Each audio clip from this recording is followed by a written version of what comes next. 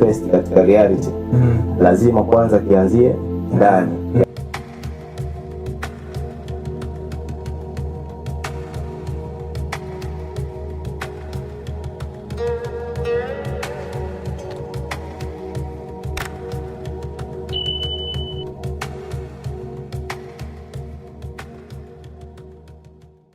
Niko na bwana Leoniki hapa.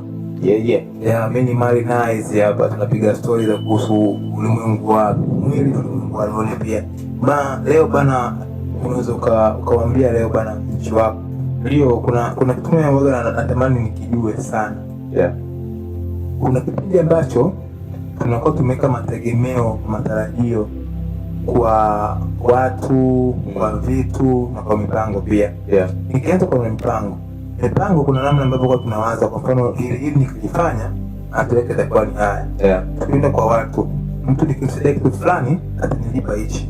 Hasa kwenye mahusiano tunayaona na kwenye marafiki na kwenye madeals mengi. Pia tukisema kwenye vitu, kitu hichi bana nikitunza kwa muda fulani kitakuja kitu matokeo fulani, lakini kikienda kinyume na hivyo kama tulivyokuwa tumekusudia, waga tunapata maumivu sana. Lakini tukiona pia kwenye vitabu vya dini na vitu vingi kwamba aombaye anapewa. Sijaelewa kama sisi tunaweka makusudi yetu kwa vitu na watu na mahali tunakwama, inakuwaje katika ulimwengu wa roho? Ulimwengu wa roho au tuseme ulimwengu wenyewe unavyofanya kazi ni tofauti na tunavyofikiria. Kinachotokea hapo ni kwamba watu wana expect sana nje kuliko ndani. Kwa sababu vitu vyote vinavyotokea katika mazingira ya kimwili vinaanzia katika ulimwengu wa ndani wa roho. Ndio. Kwa ili kitu kipate katika kiwe manifested, wanasema hii kimanifest katika reality lazima kwanza kianzie ndani, kiwe manifested tayari. Yaani ukimanifest mwenyewe ndani, ukicreate, alafu ndo then kije katika ulimwengu wa nje. Sasa watu wana expect sana nje kuliko kabla hawajatengeneza msingi wa ndani. Chukulia mfano ulichokisema kwamba unaweza uka expect vitu vingi sana kutoka kwa watu wa nje, lakini the more una expect nje, the more unavikimbiza vile vitu. Ni sawa na dem, the more unamwadimaya sana, the more anakuignore, kwa sababu ulimwengu ndivyo unavyofanya kazi. Yaani una maana ulimwengu una sheria moja. Una attract kile ambacho wewe ulivyo. Wanasema don't get what we want. We get what we are. Yaani na maana kama ni tajiri inabidi kwanza wewe ubecome wa tajiri, ndio utajiri uje. Sio utafute, sio ukimbize. Yaani ubecome ile frequency, uibuild kwanza wewe. Na maana kama una expect kitu kwa mtu, inabidi kwanza ndani yako kiwe complete katika level ambayo unahitaji. Ukiwa complete kwenye frequency ambayo unahitaji ndani yako, automatically nje kinakuwa. The same thing kwa pesa. Watu wengi wanatafuta pesa, wanakimbiza pesa, lakini pesa sio hivyo. Pesa inatakiwa uitengenezee mazingira ije ikufuate wewe, sio ifuate. The more unaichase, the more inakukimbia. Kwa mfano sasa, mfano nikawa nimetengeneza kitu fulani, labda kwa mfano biashara, tuzungumzie biashara.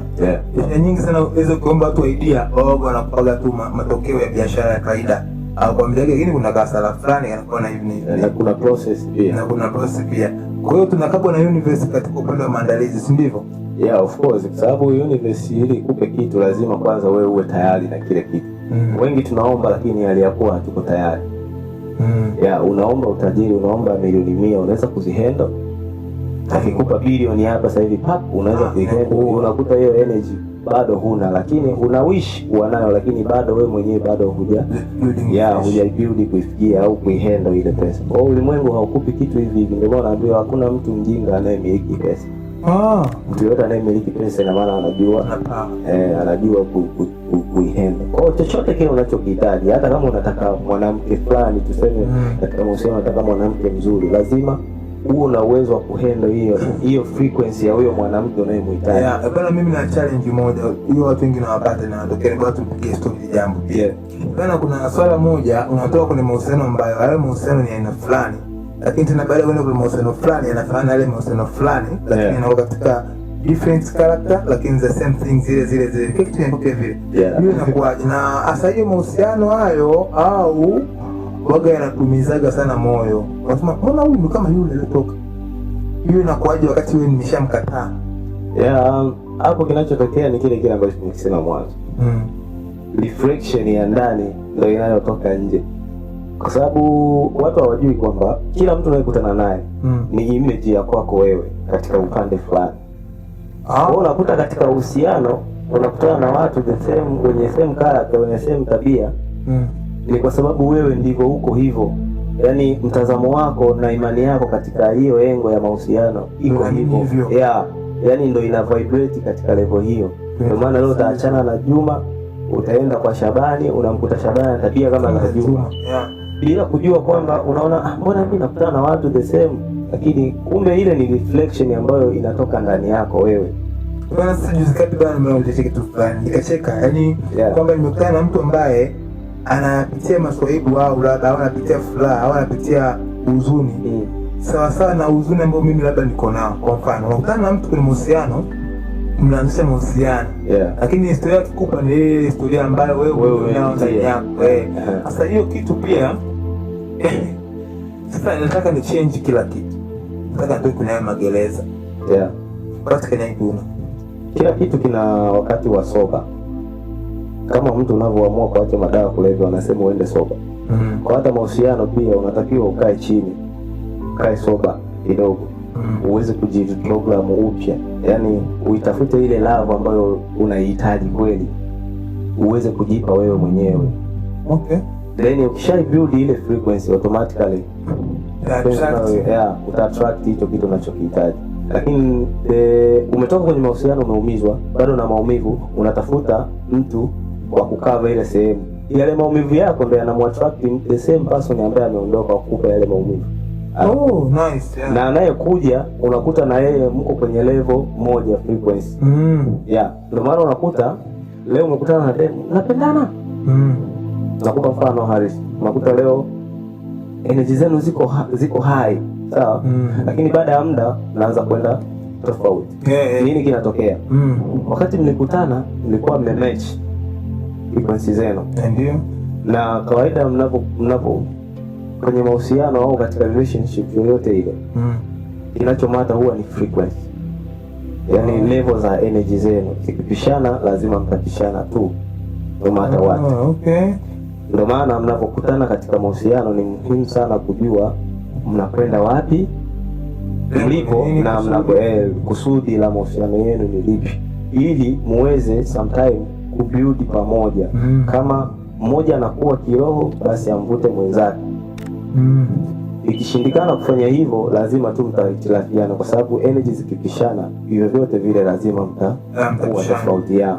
Kwa kinachomata sana huwa ni energy frequency, na vibrate vipi, kwa sababu unaweza kukuta una vibrate high kwenye furaha, lakini mwenzako ana vibrate kwenye low frequency. Hamwezi kukaa pamoja. Bwana msikimbize mapenzi, nasikia mapenzi ni kama jogoo. Mapenzi ni kama jogoo, sio ambavyo unakimbiza zaidi unakimbia. Inatukuta sana kwenye maisha ya mahusiano, kwa sababu wengi watu tunaamini ipata kitu nasema hiki ndio. Lakini tunasahau kwamba the more unaking'ang'ania kile kitu, the more unatoa thamani yako, kwa sababu the more unaonesha kwamba kile kitu unakihitaji. Yaani huwezi kufanya chochote bila hicho kitu.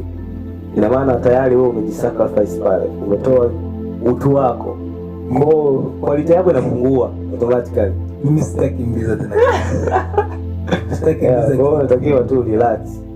Relax. Feel the vibe ambayo unahitaji. Feel ile frequency ambayo unahitaji. Yaani kaa kwenye frequency hiyo, ikiwezekana izidishe.